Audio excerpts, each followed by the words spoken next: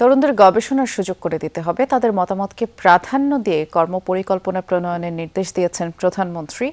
এমনটা জানিয়েছেন প্রধানমন্ত্রীর প্রবাসী কল্যাণ ও কর্মসংস্থান বিষয়ক উপদেষ্টা মাহদি আমিন। সকালে রাজধানীতে বিশ্ব ডিএনএ দিবসের সেমিনারে এসব কথা বলেন মাহদি আমিন। তিনি বলেন, সমাজের নানাবিধ সমস্যা গবেষণার জন্য আলাদা সেল তৈরি করতে হবে। বর্তমান কারিকুলামে ব্যবহারিক পড়াশোনার প্রাধান্য নেই, যার ফলে দক্ষ জনশক্তি তৈরি হচ্ছে না। যারা দক্ষ তাদের একটা বড় অংশই দেশের বাইরে চলে যায়। শিক্ষার্থীদের মেধাকে সরকারি সহযোগিতার মাধ্যমে কাজে লাগানোর তাগিদ দিয়ে তিনি বলেছেন, দক্ষ জনশক্তি তৈরি করে কর্মসংস্থান বাড়াতে হবে।